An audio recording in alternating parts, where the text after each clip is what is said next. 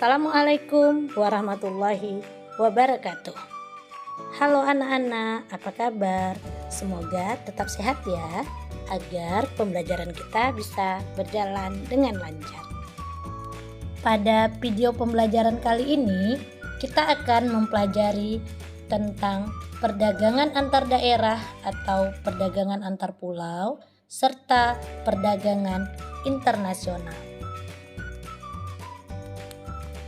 Adapun tujuan pembelajaran, diharapkan setelah mempelajari materi ini, siswa dapat mendeskripsikan perdagangan antar pulau dan mendeskripsikan perdagangan antar negara.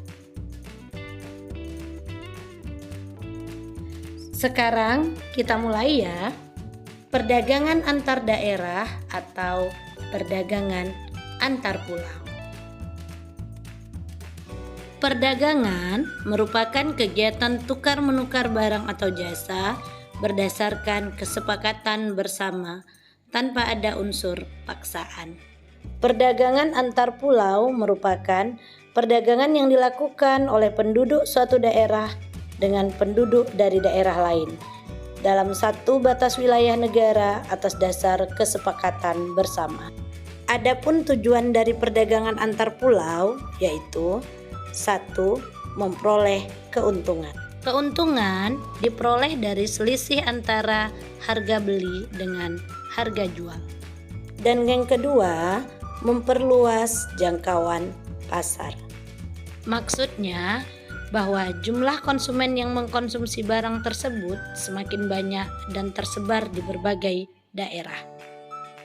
Faktor pendorong adanya perdagangan antar pulau yaitu yang pertama, perbedaan faktor produksi yang dimiliki, terutama faktor produksi alam.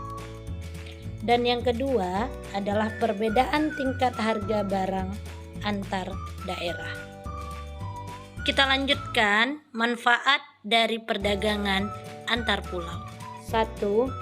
Menyiapkan alternatif alat pemuas kebutuhan bagi konsumen. 2. Meningkatkan produktivitas. Dan yang ketiga, memperluas kesempatan kerja bagi masyarakat. Jadi udah tahu ya apa itu perdagangan antar pulau? Kalau tadi kita belajar tentang perdagangan antar pulau atau daerah, sekarang kita akan lanjutkan ke perdagangan antar negara. Ada yang tahu apa itu perdagangan antar negara? Yuk kita bahas.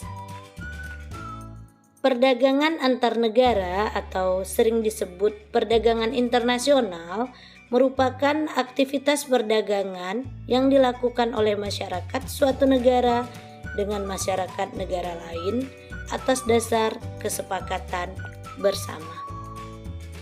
Masyarakat yang dimaksud dapat berupa individu, kelompok, lembaga, pemerintah suatu negara dengan negara lain. Dalam kegiatan perdagangan antar negara dikenal istilah ekspor dan impor. Ekspor merupakan kegiatan menjual barang atau produk ke luar negeri. Tujuan utama kegiatan ekspor adalah untuk memperoleh keuntungan. Sedangkan impor merupakan kegiatan membeli barang dari luar negeri. Orang yang melakukan kegiatan impor disebut importir. Ada beberapa kebijakan pemerintah untuk mendorong kegiatan ekspor. Di antaranya, 1. Memberi kemudahan kepada produsen barang ekspor. 2. Menjaga kestabilan nilai tukar rupiah. 3. Membuat perjanjian dagang internasional. Dan kebijakan yang keempat yaitu meningkatkan promosi. Adapun faktor pendorong kegiatan ekspor yaitu yang pertama, keadaan pasar luar negeri. Yang kedua, keuletan eksportir untuk menangkap peluang besar. Dan yang ketiga, kondisi sosial, ekonomi, politik suatu negara. Setelah memahami materi tentang perdagangan antar negara, apakah menurutmu perdagangan antar negara mendatangkan manfaat? Tentu bermanfaat ya.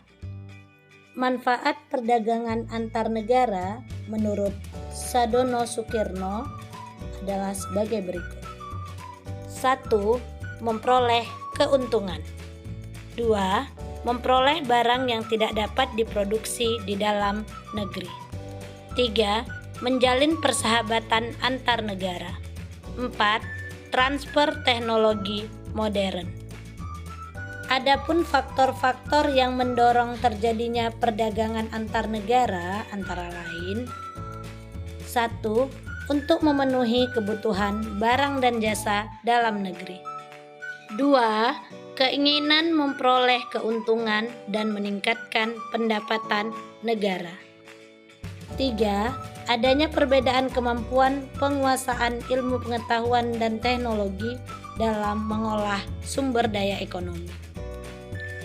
4. Adanya kelebihan produk dalam negeri. 5. Adanya perbedaan keadaan seperti sumber daya alam, iklim, tenaga kerja, budaya, dan jumlah penduduk. 6. Keinginan membuka kerjasama, hubungan politik, dan dukungan dari negara lain. Setelah mempelajari materi ini, Ibu harap kalian tentu dapat memahami apa perbedaannya. Ada 3 perbedaan utama antara perdagangan antar pulau dan perdagangan antar negara. Di antaranya, peluang perdagangan yang lebih luas. Pada perdagangan antar negara dapat menjual dan membeli barang ataupun jasa dari negara lain. Sedangkan dalam perdagangan antar pulau, perdagangan hanya dilakukan dalam lingkup satu negara. 2. Adanya kedaulatan bangsa. 3. Penggunaan kurs tukar. Dalam melakukan perdagangan antar negara, negara-negara menggunakan kurs tukar yang berbeda-beda. Sedangkan pada perdagangan antar pulau atau perdagangan domestik hanya menggunakan satu kurs tukar. Inilah beberapa penjelasan tentang perdagangan antar pulau dan perdagangan antar negara. Demikianlah materi pembelajaran kita hari ini. Semoga apa yang kita pelajari bisa dipahami dan dapat dimengerti. Assalamualaikum warahmatullahi wabarakatuh.